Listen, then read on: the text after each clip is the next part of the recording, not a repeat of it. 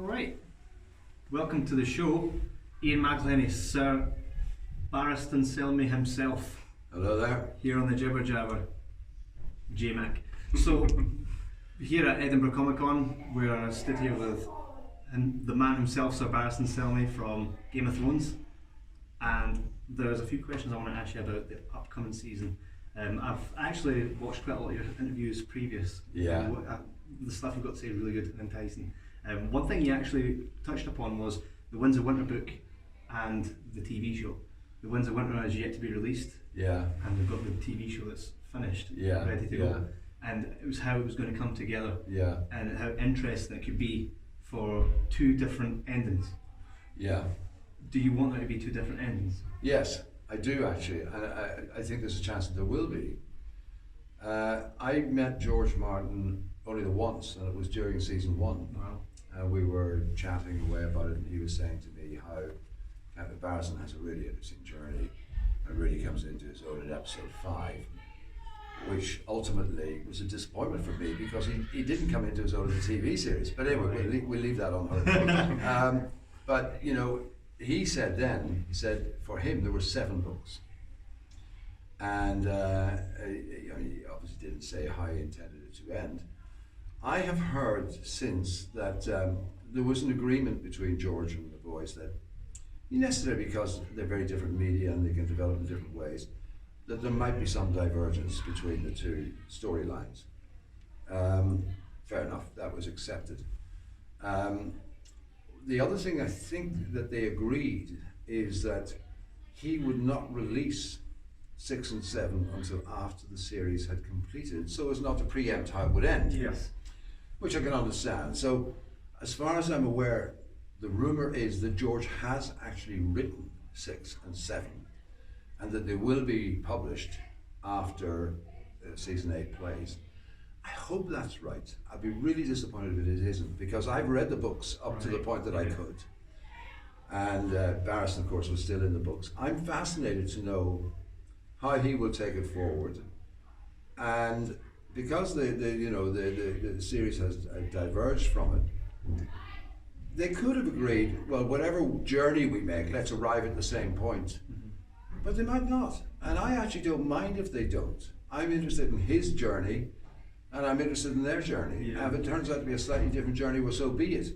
But equally, it could be that they will arrive at the same conclusions, just the journey there will be a different journey, Absolutely. I think that with the TV show, you hear about Barristan's story, and we watch as Cersei pretty much just says thanks but goodbye. Yeah.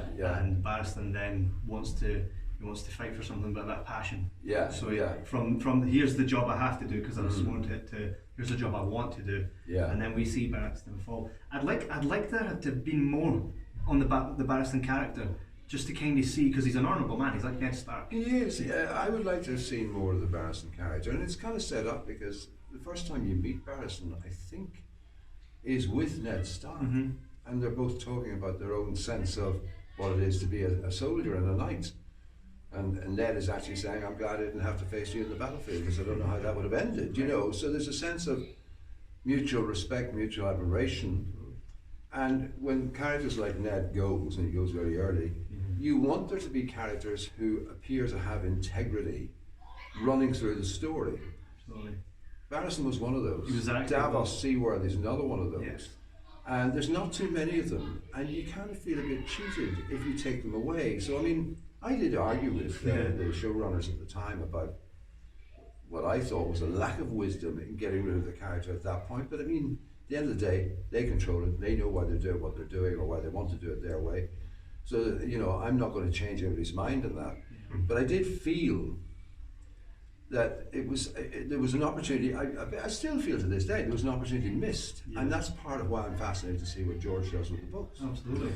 So you said the first scene that we meet Barristan is with Ned Stark. Yeah. How was it working with Sean Bean? Well, I've worked with Sean before. Yeah, I mean, you've got a very extensive list. Yeah, I've done quite a bit of stuff over the years, but he and I worked together before in a thing called A Woman's Guide to Adultery down in Bristol, and so I knew him, and I've worked with him since on the Frankenstein Chronicles. So That's right. Yeah.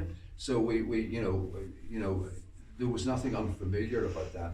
He's very easy. He's a very straightforward sort of guy. Yeah. Knows his stuff. Has a great sort of presence. He insisted, not surprisingly, that he was just going to stay where he was, Sheffield. So the decision was made, and apparently this was not the original intention. If you're Northern, if you're Stark or whatever, if you're Northern, you all sound like Sean Bean. Or you go north, you do Yorkshire, Lancashire, or something like that. Yeah. If you're Southern, if you're King's Landing, you do RP. Apparently they wanted everybody to speak RP until Sean said, no, I'm not going there, And if he says, no, I'm not going there, there's no point arguing with him, Yeah. So, but it's lovely that, actually. Like I said, your acting history is really extensive at this point. Yeah. Also, I saw you worked with Daniel Day-Lewis, Yes. boxer. Yeah. I take it, I'm assuming that Game of Thrones has been the one that you get the most recognition for at this point. For years, in a sense, I think I'm lucky in that I've had a good career as an actor, i.e. I've done a lot and I've worked a lot. I have not been an actor not getting work, which is the most frustrating thing to be, and unfortunately it can happen, and it can happen to anybody very easily, So I've been lucky in that sense, but to be honest, I've been a kind of if you like, an ever-present but sort of anonymous actor for years. I don't mind that. I was never sort of resentful of that fact. And then you get into something where, whether you like it or not, suddenly you become known, and you have something you never realized before. You have, quote, a fan base, And so bizarrely for me, now that I'm at pensionable age and most people are sort of like putting their feet up, I'm actually more visible. I'm probably doing more than I've ever done. You know what I mean? That's great. And it's sort of bizarre. Yeah, I noticed you popped up in Silent Witness the other week as well. Yes, that's right. Yes, I did a Silent Witness, and I'm about to go off now and do something else right now. So I'm not. I'm keeping ticking over. But I like that. I have no interest in retiring. Excellent. Why would you retire? And a job that I imagine it's passionate. It's a passion. Yeah. And if you like doing it and the work's coming your way, why would you give it up? Absolutely. There will come a point where I'll probably be too old to be employed in anything. But touch wood, the chances are still there. I'm going to take them. Absolutely. So Game of Thrones is due to be back on the screens very, very soon for the final season. Yeah. What do you, as a person, want to see come from the TV show? How do you want it to end? Well, the answer that would probably make most people happy would be if Tyrion ended up on the throne. I think so. And Tyrion might well do, because there's a rumour that he's probably not a Targaryen anyway. He might actually turn out to have, I don't mean a Targaryen, Lannister anyway. He might actually turn out to have royal blood. Yes. So who knows? That's a possibility, and I think that's the one that would satisfy most of the audience best. I don't think it'll be the obvious, so I don't think we'll see Daenerys there, I don't think we'll see Jon Snow there, I don't think it'll be any of those, although Jon Snow is, quote, one of the good guys, but still, I don't think we'll see him there. He's probably the most honourable, aside from Barristan. Yeah. He's the one person that's... He's an honourable type, He says, too many wars were made on people not keeping the promises. So and that kind of reinstalls that. Yeah. No, Jon Snow certainly, from the very beginning, even reading the books, you kind of know, if only because he is, quote, the bastard son, you know that this guy, he's going to turn out to be one of the good guys. So who knows? A lot of people might be happy if Jon Snow got there. I think...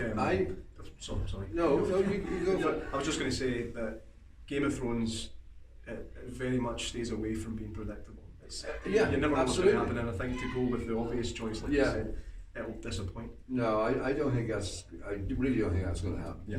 I think Bran could become very important.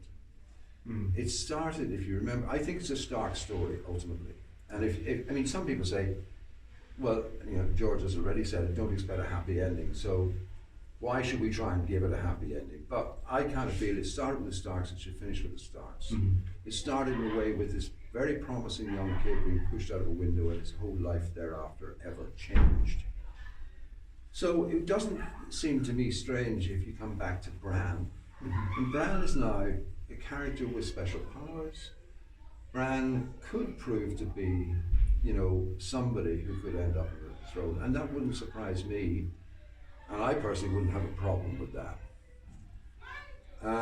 So who knows? That's a possibility. The other possibility is we can't solve this. This is an unsolvable equation. It's been tried. I'll tell you what, we're not going to put anybody on the throne because nobody will satisfy the public. So what we'll do is we'll just implode the whole of Westeros. So let the dragons rip. Absolutely. You know? Holocaust. Said that. I've said that. I actually wouldn't mind if the Night King just, because as we've seen from the Night King, from any time we've seen him on screen, right? There's no reasoning. He's just death. Yeah. So imagine he comes and just literally destroys Westeros, and there is nothing left bar the Night King. And, do you know, that wouldn't be such a bad idea, because it just shows the human race. Quite horrible when you look at what the human race actually is. Yeah. It's like a parasite to the world. Yeah. And there to rid it is death.